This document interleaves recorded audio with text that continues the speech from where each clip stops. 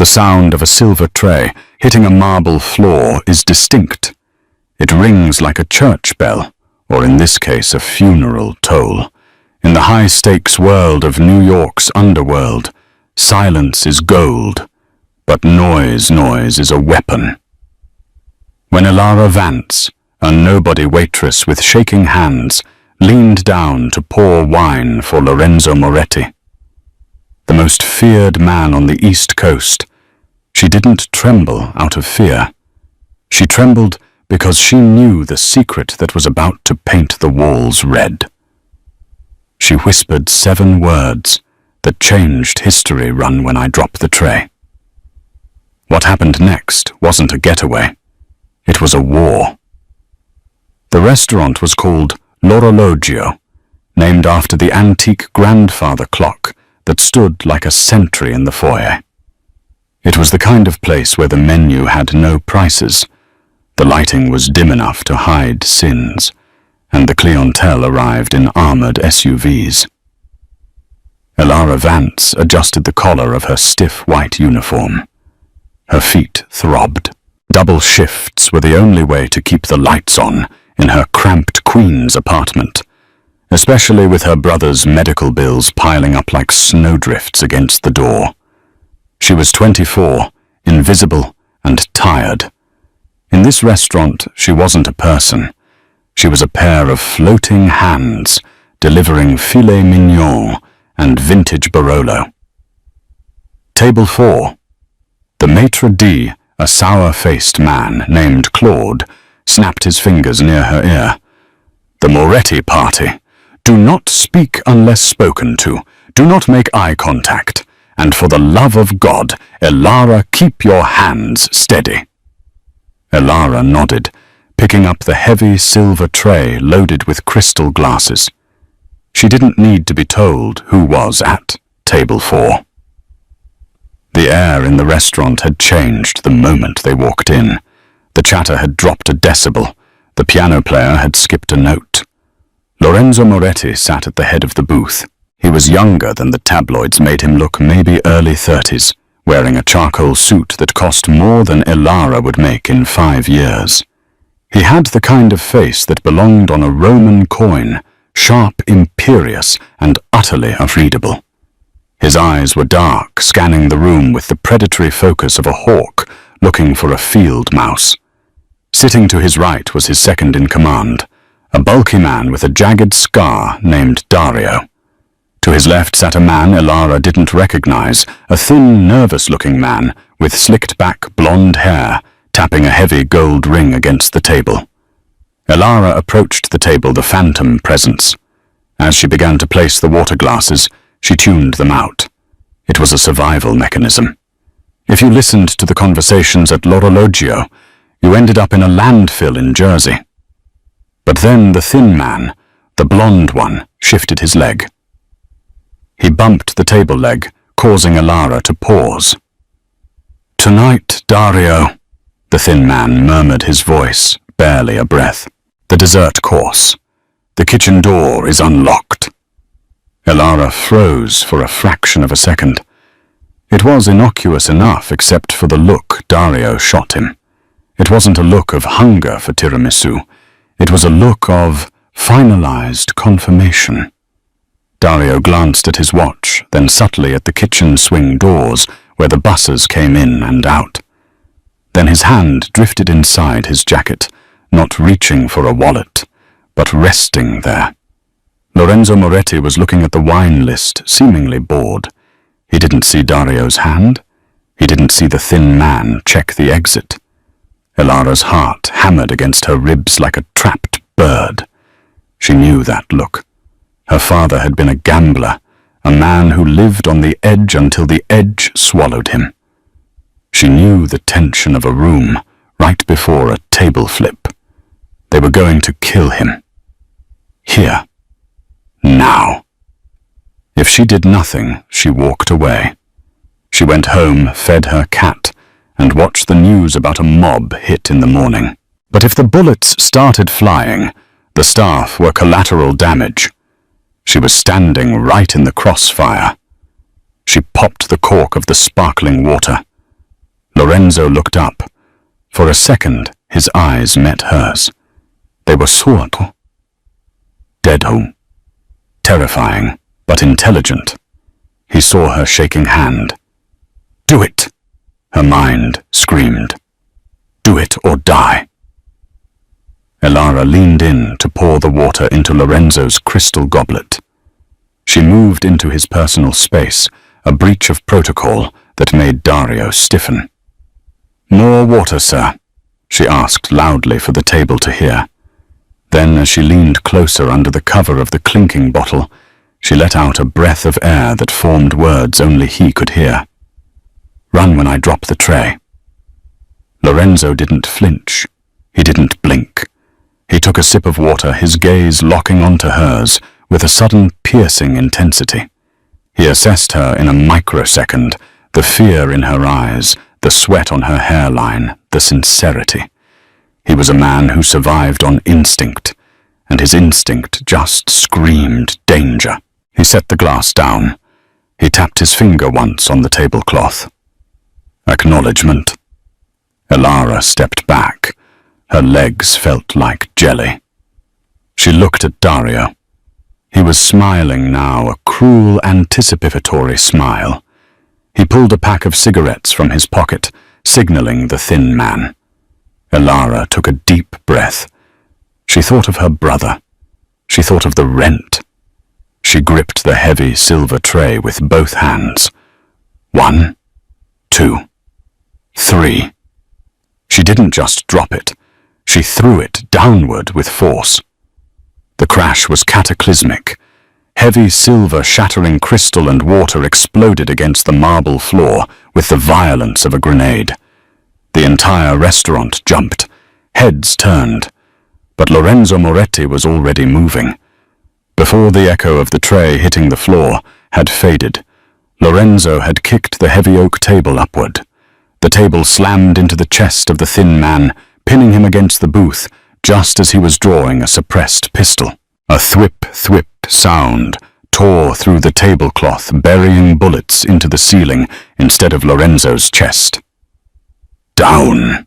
Lorenzo roared, his voice a baritone command that shattered the sophisticated veneer of the dining room. Chaos erupted.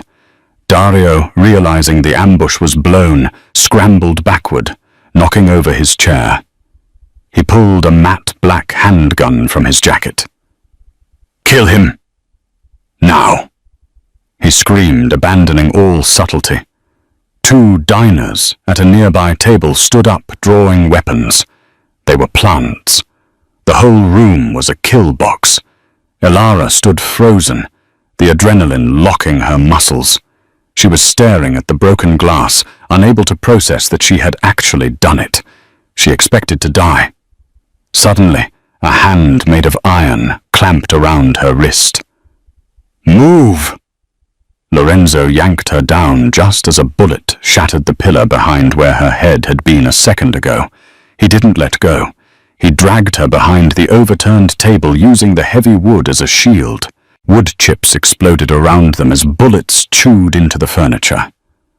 "Why the hell did you do that?" Lorenzo yelled over the gunfire, pulling a sleek silver beretta from an ankle holster Elara hadn't noticed. "I don't know!" she screamed back, pressing her hands over her ears. "They were going to kill you at dessert. Review's gonna be terrible," Lorenzo grunted. He popped up, fired 2 precise shots, bang, bang, and ducked back down. A scream from the thin man confirmed a hit. "Kitchen, now," Lorenzo ordered. He looked at her. Really looked at her. "You know the layout?" "Yes. Lead. Stay low. If you stop, you die." They moved as a single unit, crouching low. Elara scrambled over the broken glass, her knees getting sliced, but she didn't feel the pain. She burst through the swinging kitchen doors, with Lorenzo covering her rear. The kitchen was a madhouse. Chefs were screaming, pots were boiling over. "Out the back, go!" Lorenzo shouted at the staff, firing a warning shot into the ceiling to clear the path. The kitchen brigade scattered like roaches. Dario burst through the doors behind them. Lorenzo spun, firing blindly to suppress him. A copper pot exploded, showering them in marinara sauce. "The loading dock!" Elara grabbed Lorenzo's jacket, pulling him toward the heavy steel delivery doors. "My car is parked there." "Your car!" Lorenzo scoffed, reloading his weapon with a fluid, practiced motion. "I have an armored Mercedes out front." "Your driver is dead, you idiot. I saw Dario text someone right before I dropped the tray." Lorenzo paused for a fraction of a second. The realization hit him. The betrayal was total. If the driver was compromised, the Mercedes was a coffin. "Lead the way, waitress," he growled. They burst out into the cool, rainy night of the alleyway. The smell of wet garbage and ozone filled the air. Elara sprinted toward a beat-up, rusted 2008 Honda Civic. "You have got to be kidding me," Lorenzo muttered, looking at the dented bumper. "It runs, get in." Elara unlocked the door. Lorenzo dove into the passenger seat just as the kitchen door flew open again. Dario stood there, flanked by 2 gunmen. Elara turned the key. The engine sputtered. Come on, baby," she pleaded. "They're taking aim," Lorenzo shouted. He didn't shoot back. He was out of ammo. The engine roared to life with a sickly cough. Elara slammed it into reverse. The tires squealed against the wet asphalt. She didn't back away from them. She reversed toward them, swinging the back of the car around like a club. Dario jumped back to avoid being crushed against the loading dock. Elara shifted to drive and floored it. The Honda whined in protest, speeding down the alleyway as bullets sparked off the pavement and shattered the rear windshield. Glass rained down on them. Elara screamed, ducking her head but keeping the wheel straight. They burst out of the alley onto the main avenue, cutting off a taxi that honked aggressively. Elara wove through traffic, running 2 red lights, her heart rate hovering somewhere around lethal. She drove for 10 minutes in silence, taking random turns, checking the rearview mirror until the flashing lights of the restaurant were far behind. Finally, she pulled into a dark, abandoned construction site under a bridge, a place she used to go to smoke when life got too heavy. She killed the engine. The silence that filled the car was heavier than the gunfire. The rain hammered against the roof. Elara was hyperventilating. Her hands were shaking so hard she couldn't let go of the steering wheel. Lorenzo sat perfectly still. He checked the side mirror, then the front. He seemed unbothered by the fact that he was in a rusted Honda Civic covered in drywall dust and glass. He slowly turned his head to look at her. The darkness of the car hid his eyes, but she could feel the weight of his stare. "You're bleeding," he said softly. Elara looked down. Her white uniform was stained red at the shoulder. A graze. She hadn't even felt it. She couldn't form words. Lorenzo reached into his jacket. For a terrifying second, Elara thought he was going to kill her. No loose ends. She braced herself. Instead, he pulled out a pristine white handkerchief and pressed it against her shoulder. His hands were warm, steady, and surprisingly gentle. "What's your name?" he asked, his voice low, lacking the aggression from earlier. "Elara," she whispered. "Elara Vance." "Well, Elara Vance," Lorenzo said, leaning back and staring at the rain dripping through the shattered back window. "You just saved the life of the head of the Moretti crime family. And in doing so, you just became the most hunted woman in New York City." He turned to her, a grim smile playing on his lips. "Drive. We have work to do." The silence in the Honda Civic was no longer empty. It was heavy, suffocating, filled with the metallic scent of adrenaline and copper. The rain in Queens had turned into a deluge, drumming a relentless rhythm against the roof, masking the sound of Ilara's ragged breathing. "Turn left here," Lorenzo said. His voice was calm, terrifyingly so. It wasn't the voice of a man who had just survived an assassination attempt. It was the voice of a man reading a grocery list. "Take the bridge. We're going to Brooklyn. Carroll Gardens." Ilara's hands gripped the wheel until her knuckles turned white. The adrenaline was fading, replaced by a cold, shivering shock. The pain in her shoulder, previously just a dull throb, was now waking up, screaming for attention with every turn of the steering wheel. "My brother," Ilara whispered, her voice cracking. "I have to pick up his medication at 6. If I don't go home..." "If you go home..." Lorenzo cut her off, staring out of the window at the blurred city lights. "Dario will be waiting in your living room. He will peel your skin off just to ask where I am. You don't have a home anymore, Ilara. Not tonight." The brutality of the statement made her flinch. She looked at him in the rearview mirror.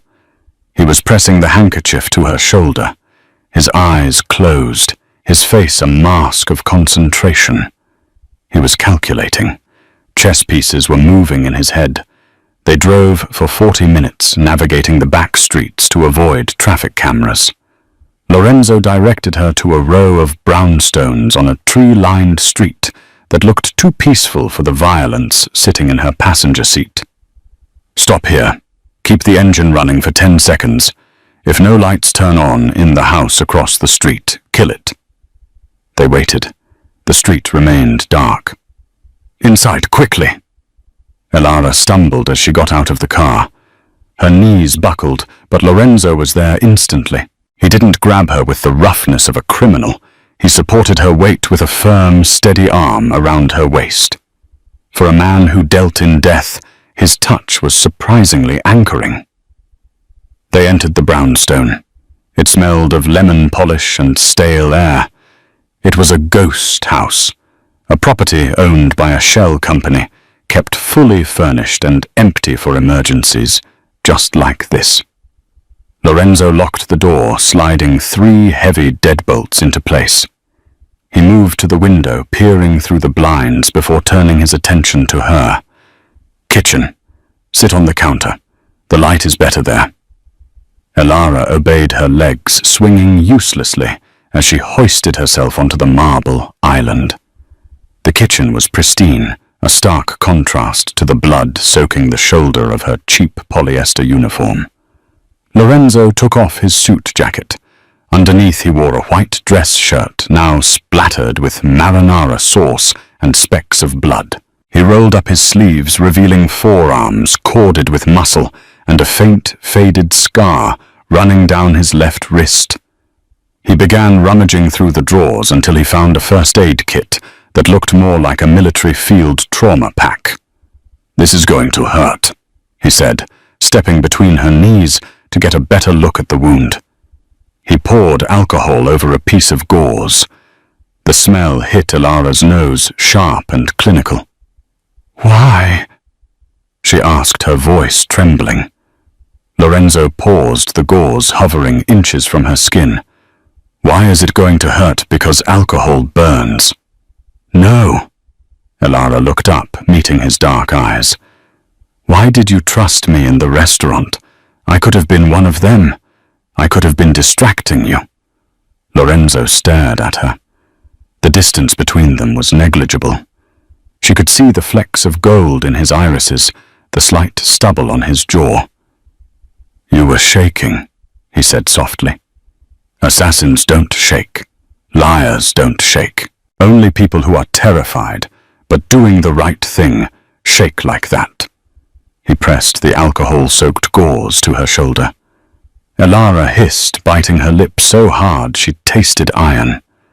Tears pricked her eyes, but she didn't pull away. She watched his hands. They were precise, surgical. He cleaned the graze, which was deep, but hadn't hit the bone. "It needs stitches," he murmured.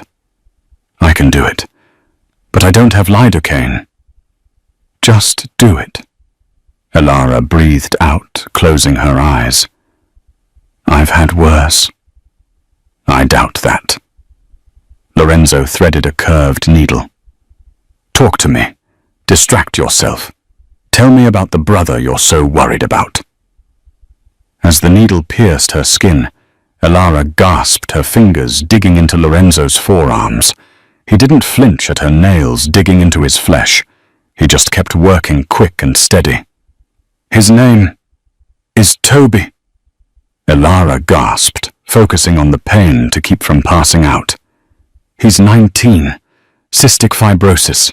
He needs enzymes, oxygen.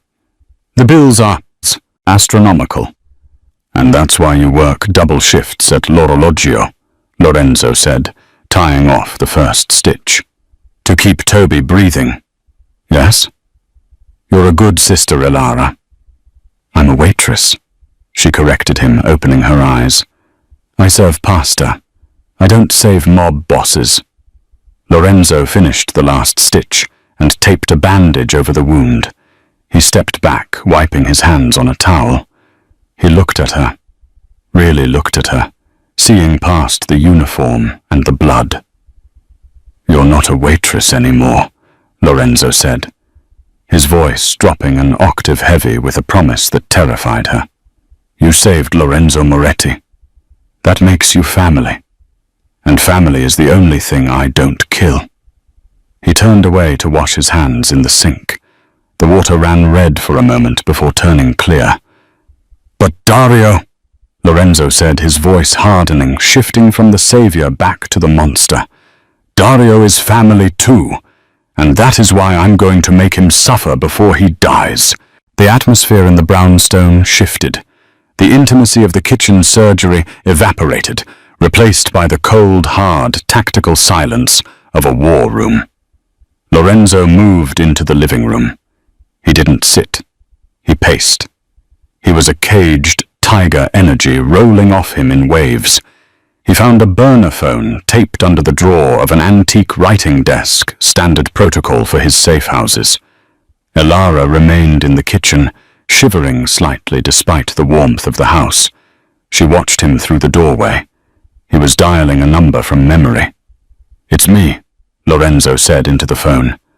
No greeting, no code words, just his voice, which was authentication enough. He listened for a long time. His jaw tightened. The muscles in his neck corded. Silence, he commanded the person on the other end. Do not move assets. Do not initiate the contingency. If Dario thinks I'm dead, let him think it for another hour.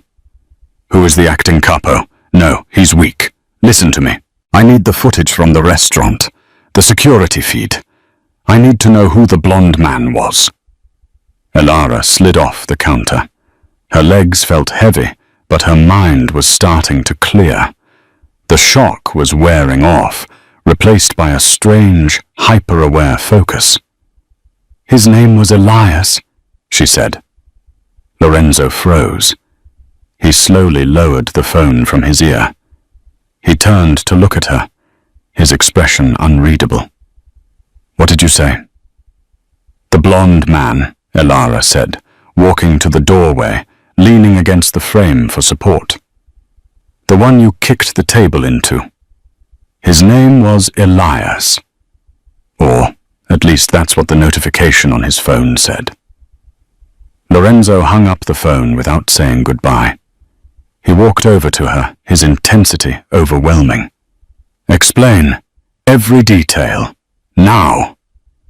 When I was pouring the water, Elara said, her mind flashing back to the scent of expensive cologne and fear. His phone was on the table face up. A message came through. It was locked, but the preview showed the name. Sender the architect. The message said, Elias confirm visual on target. Lorenzo's eyes narrowed. The architect, he whispered. The name seemed to suck the air out of the room. He ran a hand through his dark hair, pacing away from her again. That's not a local player. That's international. Mercenaries. Dario didn't just betray me. He sold me. He looked back at Elara with a newfound respect. She wasn't just a pair of hands. She was observant. In her line of work, being invisible meant you saw everything. What else? Lorenzo pressed. Think, Elara. Before the tray dropped, did Dario say anything? Did he look at anyone? He looked at the kitchen.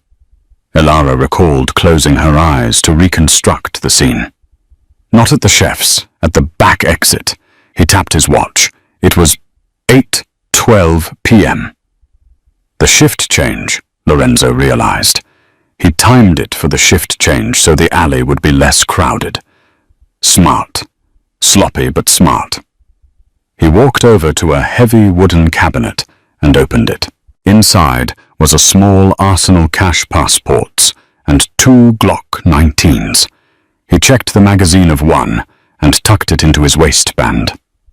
We have a problem, Elara, Lorenzo said, turning to face her. Dario knows he missed. He knows I'm alive because his men in the alley saw us leave. He also knows you're driving a 2008 Honda Civic registered to an Elara Vance in Queens. Elara's stomach dropped. He knows who I am. He knows your name, your address, and thanks to public records. Lorenzo hesitated, a flicker of genuine regret crossing his face. He knows about Toby. We have to go get him, Elara screamed, pushing herself off the doorframe. The pain in her shoulder was forgotten. We have to go to the hospital. Now take me to him. Elara, stop! Lorenzo grabbed her uninjured shoulder as she tried to rush past him. Think if Dario knows about Toby. Where is the first place he sends his men? The apartment. Numb. The hospital. I don't care, she sobbed, struggling against his grip. He's helpless. He's hooked up to machines. If they hurt him, they won't hurt him yet, Lorenzo said, shaking her slightly to make her listen. He is leverage. They will use him to draw you out. And if you go there now, you die. And if you die, Toby definitely dies. Elara collapsed against his chest, her fight draining away. She grabbed the lapels of his ruined shirt, sobbing into the expensive fabric. Please, please save him. You have men, right? Send them. Lorenzo held her. It was awkward for him. He was a man of violence, not comfort, but he rested his chin on the top of her head. I can't use my men, he admitted quietly. I don't know who is loyal. If I call the wrong captain, I send the executioner directly to your brother's bedside. I am alone in this Elara, until I find out how deep the rot goes. I am a king without an army. He pulled back, holding her face in his hands. His thumbs wiped away the tears on her cheeks. But I am still Lorenzo Moretti, and I promise you on my mother's grave, I will get your brother. But we have to do it my way. We have to be ghosts. Suddenly the burner phone on the desk buzzed. Not a call. A text. Lorenzo frowned. Nobody had this number except the one person he had just called his consigliere, Marco. He picked it up. His face went pale, a color Elara didn't think he was capable of. What? She whispered. What is it? Lorenzo turned the phone screen toward her. It wasn't a text from Marco. It was a picture. It was a grainy photo taken from a distance showing a hospital bed. A boy with pale skin and an oxygen tube was sleeping. Standing over him, smiling at the camera, was Dario. Below the image was a simple caption. The tray dropped, but the other shoe hasn't. Bring me the waitress Lorenzo, or I unplug the machine. Lorenzo looked at Elara, his eyes burning with a cold blue fire. Dario just made the last mistake of his life. The image on the phone screen didn't just threaten violence, it promised an atrocity. Elara stared at the pixelated image of her brother. Toby looked so small in the hospital bed, a fragile collection of bones and translucent skin amidst a tangle of tubes. And there, standing like a dark reaper in a designer suit, was Dario. His hand wasn't on a gun, it was hovering over the power cord of the ventilator. Elara felt the floor of the brownstone tilt. The air left her lungs. He's going to kill him. He's going to turn it off. I have to go. She turned for the door blind, with panic fueled by a sister's primal instinct. Stop! Lorenzo didn't shout. He didn't move to block her. He simply spoke the word with such heavy, absolute authority that Elara's feet froze to the floorboards. If you walk out that door, Lorenzo said, his voice low and devoid of emotion. You act exactly as Dario predicts. You run to the hospital. You scream. You beg. And then Dario puts a bullet in your head and pulls the plug anyway, just to watch the light go out in your eyes before you die. Is that what you want?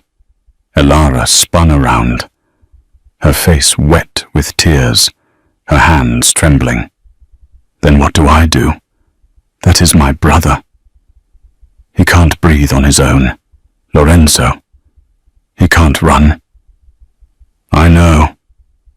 Lorenzo walked over to the desk and picked up the phone. He stared at the image not with fear, but with the cold, analytical gaze of a forensic scientist. Dario is arrogant. Look at the photo. He turned the screen to her. He's smiling. He's looking at the lens. He's enjoying the theater of it. But look behind him. Lorenzo zoomed in on the reflection in the glass partition of the ICU room. He's alone in the room. He has men in the hallway, surely. But inside, he wants the intimacy of the kill. He wants to be the one to end it. Lorenzo set the phone down. He is baiting a trap, and we are going to walk right into it, but not as prey. He moved toward the hallway, gesturing for her to follow. They descended a narrow flight of stairs into the basement. It wasn't a storage cellar. It was a reinforced concrete bunker. Along one wall, a metal rack held weapons that looked terrifyingly professional. Lorenzo began to strip off his ruined dress shirt. He moved with efficiency, ignoring Elara's presence, as he changed into a black tactical turtleneck and dark, heavy canvas trousers. He pulled a Kevlar vest over his head, tightening the Velcro straps with a sharp rip-rip sound. Elara, he said, his back to her, as he loaded a fresh magazine into a matte black pistol. You know the hospital. You've spent months there. Every day, she whispered, watching the transformation. The elegant businessman was gone. The warlord had arrived. The ICU is on the 4th floor, Lorenzo stated. Standard access is the elevator bank and the main stairwell. Dario will have eyes on both. Where are the blind spots? Elara closed her eyes, forcing herself to visualize the hospital, not as a place of healing, but as a blueprint. The laundry chutes, she said softly, and the service elevator for the bio-waste. It requires a key card, but the staff leave the loading dock doors propped open for smoke breaks around 9 p.m. That's in 20 minutes. Lorenzo turned to her. He picked up a small, serrated knife in a leather sheath and held it out. Take it. Elara stared at the weapon. I can't use that. You hope you don't have to, Lorenzo corrected her. But tonight, the world is not polite. Tonight, the world is sharp edges. If someone grabs you, you don't ask them to stop. You make them let go. Elara reached out. Her hand shook, but she took the cold leather of the sheath. It felt heavy, heavier than a tray of drinks. It felt like a sentence. She clipped it to the waistband of her uniform pants hidden beneath her apron, which she refused to take off. It was her armor.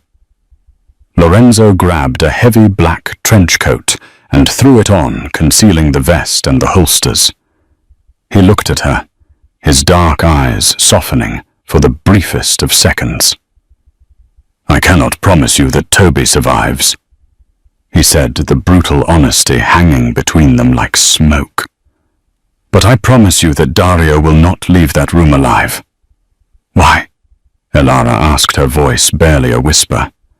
"Why risk everything for me? You could disappear.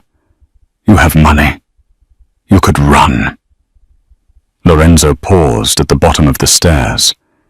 He looked at his hands, hands that had done terrible things.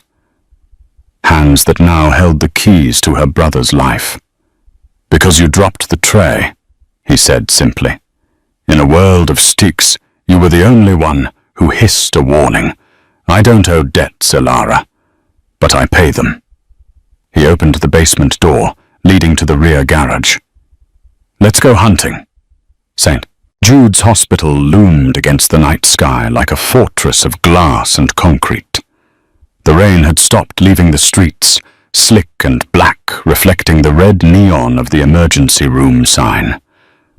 Lorenzo parked the battered Honda Civic 3 blocks away in the shadow of a railway bridge. They walked the rest of the distance in silence, keeping to the dark patches between streetlights. Lorenzo moved differently now. In the restaurant he had walked with the arrogance of ownership. Now he moved with the silence of a predator. He checked corners before turning his body angled to shield Elara. "The loading dock," Lorenzo whispered as they approached the rear of the massive building. Elara nodded. Her heart was hammering against her ribs, so hard she thought it would crack the bone. The smell of the hospital hit her before they even entered that mixture of industrial bleach exhaust fumes and damp cardboard. Sure enough, a heavy steel door was propped open with a plastic crate. 2 orderlies were standing outside smoking cigarettes, complaining about their shift supervisor. Lorenzo pulled Elara into the shadows of a dumpster. "Wait." He waited for the orderlies to flick their cigarettes into a puddle and head back inside. The moment the door began to swing shut, Lorenzo moved. He was a blur of black motion, catching the door before it clicked into the lock. He waved Elara forward. They slipped into the humid warmth of the hospital's underbelly. The corridors here were grey concrete, lined with pipes that hissed and clanked. It was a labyrinth of laundry carts and hazardous waste bins. "Elevator," Elara whispered, pointing to a scuffed set of steel doors at the end of the hall. "That goes to the basement, the kitchen, and the ICU supply closet." Lorenzo pressed the button. They waited. The hum of the elevator descending felt deafening in the silence. Ding! The doors slid open. It was empty. They stepped inside. Lorenzo hit the button for the 4th floor. As the numbers ticked up, he pulled the gun from his holster, holding it low against his thigh. "When the doors open," Lorenzo murmured close to her ear, "you stay behind me. If I say down, you drop. If I say run, you run. You don't look back for me. Do you understand? I'm not leaving without Toby," Elara said, her voice shaking but stubborn. Lorenzo didn't argue. He just watched the numbers. 2, 3, 4. The elevator slowed. Lorenzo shifted his stance, raising the weapon slightly. The doors opened. They weren't in the main lobby. They were in a supply closet filled with stacks of sterile gowns and saline drips. The room was dark, lit only by the light from the hallway creeping under the door. Lorenzo pushed the door open a crack. He peered out. The ICU hallway was usually quiet at night, filled only with the rhythmic beeping of monitors. But tonight the tension was palpable. 50 feet down the hall outside room 404 sat a man in a visitor's chair. He was reading a magazine, but his posture was wrong. He wasn't slouching like a tired relative. He was rigid. His hand was inside his jacket. "One guard," Lorenzo whispered. "That I can see." "There's usually a nurse station right around the corner," Elara breathed. "If the alarm goes off." "Dario will have moved the nurses," Lorenzo deduced. "He emptied the floor. It's just us and them." Lorenzo turned to Elara. "Stay here." "No." She grabbed his arm. "That guard, that's Marco. He's not one of Dario's men. He's the one who brings Toby comic books sometimes. He works for the family." Lorenzo frowned. "Marco." "The driver? No, a different Marco. He's low level. A kid. If he is sitting outside that door, he is working for Dario now," Lorenzo said coldly. "Loyalty has an expiration date." Lorenzo slipped out of the closet. He didn't run. He walked casually, holstering his gun, but keeping his hand on it inside his coat. He looked like a doctor in a hurry, head down. The guard, the kid named Marco, looked up. He squinted. "Hey, floor's closed. You can't." Lorenzo was 10 feet away when he looked up. The recognition on the kid's face was instantaneous. His eyes went wide. He had been told Lorenzo Moretti was dead. Seeing a ghost paralyzed him for the crucial second Lorenzo needed. "Boss!" The kid stammered, his hand half reaching for his weapon. Lorenzo didn't stop. He closed the distance in 2 strides. He didn't draw his gun. He slammed his open palm into the kid's windpipe, stifling the scream, and then drove his knee into the boy's solar plexus. The kid folded. Lorenzo grabbed him by the collar and dragged him silently into the adjacent linen room, kicking the door shut. Elara watched from the supply closet, her hand over her mouth. It was brutal, efficient, and soundless. 10 seconds later, Lorenzo emerged. He adjusted his coat. He motioned for her. Elara ran to him, her sneakers squeaking softly on the linoleum. "Did you—" "He's asleep," Lorenzo said curtly. "I don't kill kids unless I have to, but he won't wake up for an hour." They were now standing 10 feet from room 404. The blinds were drawn, but the slats were open just enough to see inside.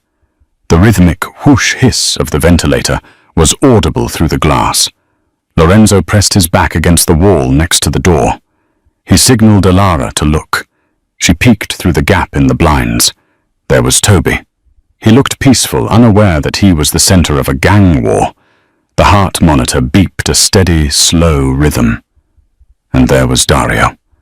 He wasn't looking at the door. He was sitting in the chair next to the bed, holding a gun loosely in his lap. He was staring at his watch. "He's waiting for a call," Lorenzo whispered. "He's waiting for confirmation that his men found the car." Lorenzo checked his own weapon. He looked at Elara. The intensity in his eyes was terrifying. "This is the breach," he whispered. "I go in. He will try to use Toby as a shield. I need you to do something that goes against every instinct you have." "What?"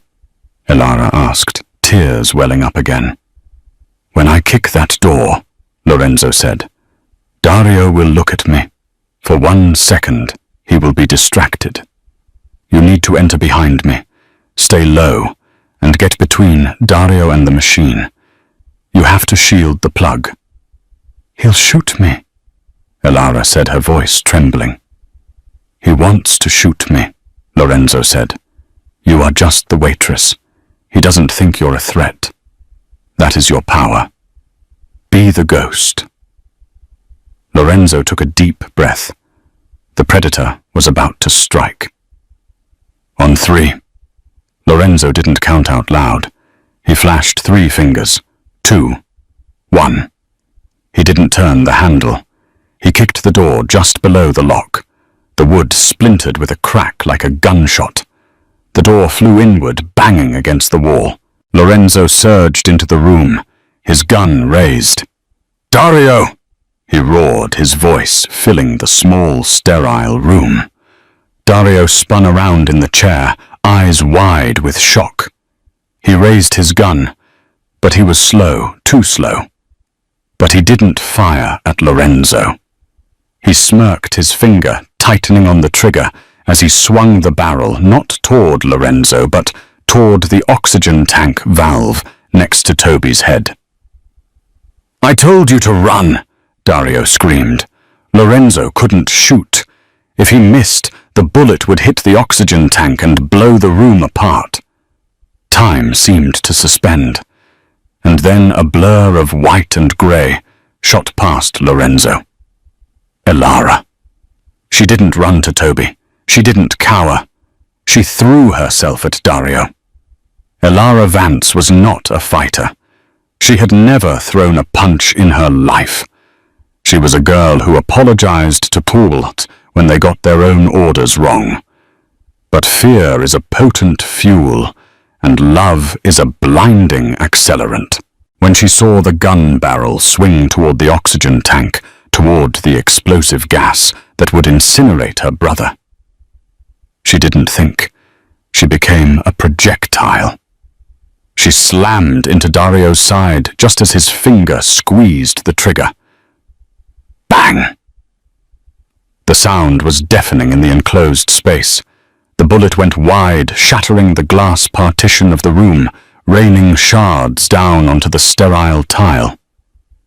Dario grunted, the wind knocked out of him by the unexpected weight of the collision. But he was a man twice her size, a seasoned enforcer who had strangled men with piano wire. He recovered instantly. He backhanded Elara across the face. The force of the blow sent her spinning. She crashed into the medical cart trays of instruments, clattering to the floor. Her vision swam a high-pitched ring, filling her ears.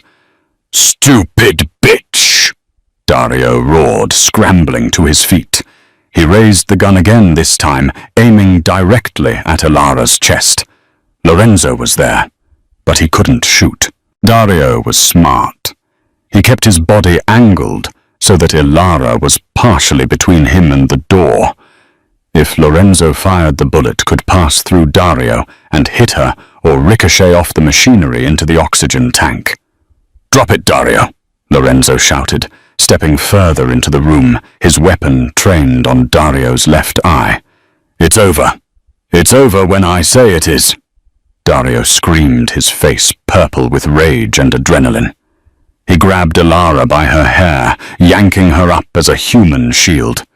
"You think you're a god, Lorenzo, you're just a man, and tonight you watch your pet die." Elara felt the cold steel of the gun barrel press against her temple. She could smell Dario's sweat, acrid and sour. She looked at Toby, still sleeping the machine, breathing for him.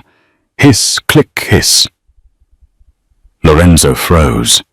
His eyes locked onto Elara's. For the first time since the restaurant, she saw genuine fear in them.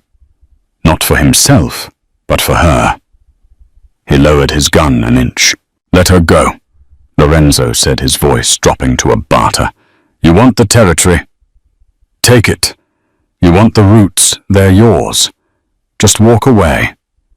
Dario laughed, a wet, ugly sound. "I already have the territory, Lorenzo. The architect gave it to me. Now I just need your corpse." Dario's finger tightened on the trigger. Elara's hand brushed against her waist. The apron. Beneath it, the cold leather sheath. "The world is sharp edges," Lorenzo had said. She didn't scream. She didn't struggle. She went limp for a fraction of a second, causing Dario to adjust his grip. In that micro moment of instability, she ripped the serrated knife from her waistband. She didn't aim. She just drove the blade backward blindly with every ounce of strength she possessed. The knife sank deep into Dario's thigh, severing the quadriceps and hitting the femoral artery. Dario howled a sound of pure, animalistic shock.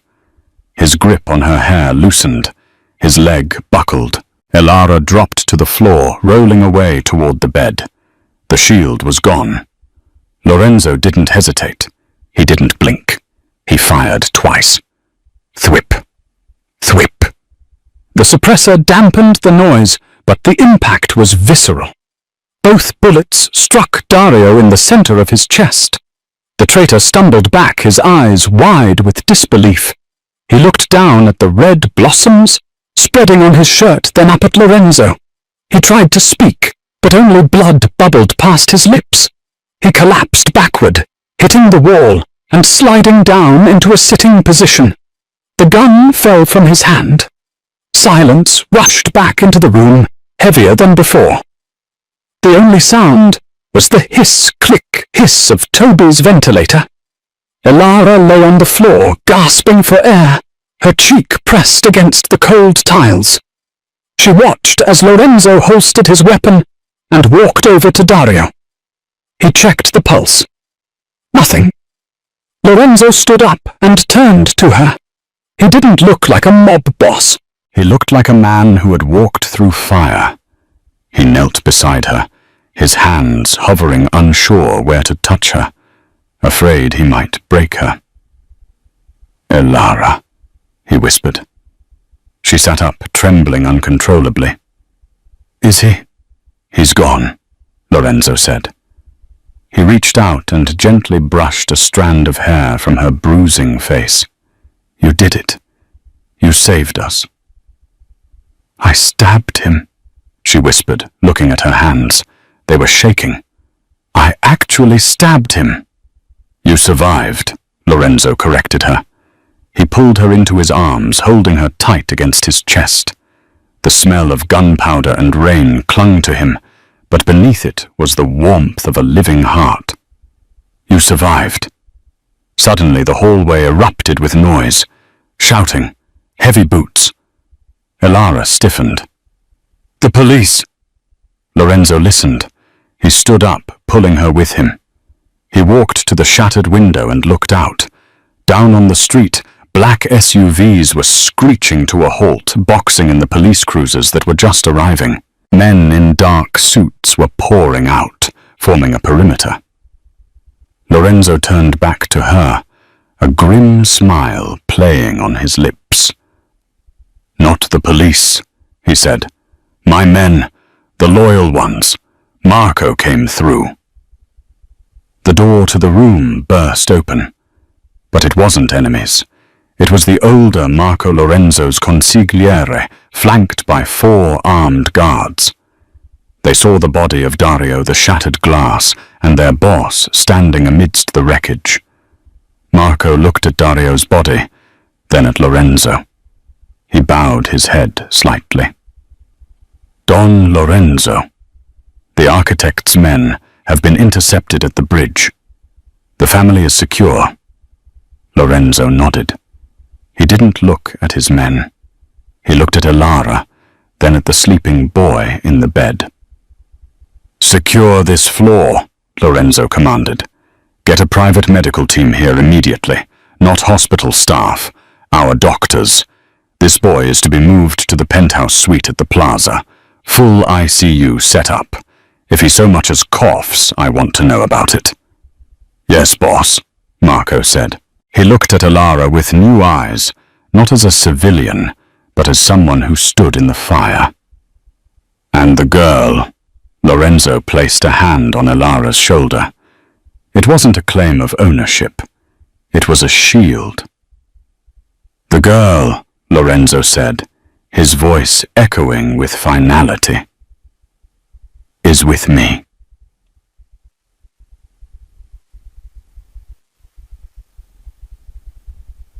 Six months later. The reopening of L'Orologio was the social event of the season. The restaurant had been renovated. The bullet holes in the ceiling were gone, replaced by frescoes. The marble floor where the tray had dropped was polished to a mirror shine. The clientele was the same politicians, celebrities and men who ran the city from the shadows. But the atmosphere was different. The fear was gone, replaced by a deep, respectful reverence. In the corner booth, table 4, Lorenzo Moretti sat. He looked the same, perhaps a little sharper, a little more guarded. But he wasn't looking at the door. He was watching the floor. A woman walked through the dining room. She wasn't wearing a waitress uniform. She was wearing a midnight blue gown that flowed like water. Diamonds glittered at her throat, a gift, not a bribe. Elara Vance didn't carry a tray. She carried herself with the grace of a queen. She stopped at tables greeting guests by name, her smile warm but her eyes sharp. She saw everything. She saw the hands reaching into jackets. She saw the glances. She saw the power dynamics. She reached table 4. Lorenzo stood up. He pulled out the chair for her. "How is he?" Lorenzo asked as she sat. "Toby is good." Elara smiled, taking a sip of the vintage red wine that was already poured for her. "The new lungs are working perfectly. He's complaining about the physical therapy, which means he's back to his old self." "Good," Lorenzo said. He reached across the table and took her hand. His thumb traced the faint white scar on her knuckle, a souvenir from the night she punched a hitman. The music swelled. The chatter of the restaurant was a hum in the background. "Do you miss it?" Lorenzo asked quietly. "The quiet life, the anonymity." Elara looked around the room. She saw the respect in the eyes of the staff. She saw the safety she had built for her brother. And she looked at the man sitting across from her, the monster who had burned down the world to save her. "I was never invisible, Lorenzo," she said, softly leaning in. "I was just waiting for the right moment to make some noise." Lorenzo smiled, a rare, genuine smile that reached his eyes. He raised his glass.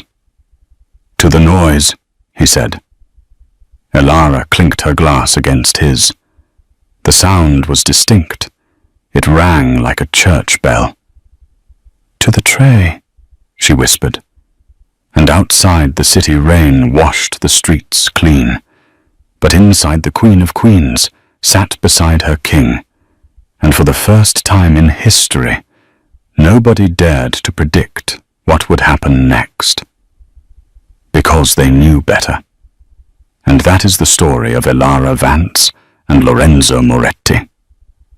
What started with a dropped tray and a whispered warning turned into a battle for survival that redefined loyalty. It's a reminder that sometimes the quietest people in the room are the ones holding the most power. Elara didn't need a gun to start a war. She just needed the courage to speak up when everyone else was looking away. In a world of silence, she chose noise. What about you? If you saw a hit about to go down, would you keep your head down to survive? Or would you risk it all to warn a stranger? It's a question that's easy to answer now, but much harder when the gun is on the table. If this story had you holding your breath, do me a huge favor. Smash that like button right now. It helps the channel grow and tells me you want more gritty, high-stakes storytelling like this. Did you expect Elara to use the knife? Let me know in the comments below. What was your favorite twist? And if you haven't already, hit that subscribe button and ring the notification bell. I have another story coming next week about a bodyguard who fell in love with the target he was paid to eliminate. And trust me, you do not want to miss that one. Thanks for watching, and I'll see you in the next video.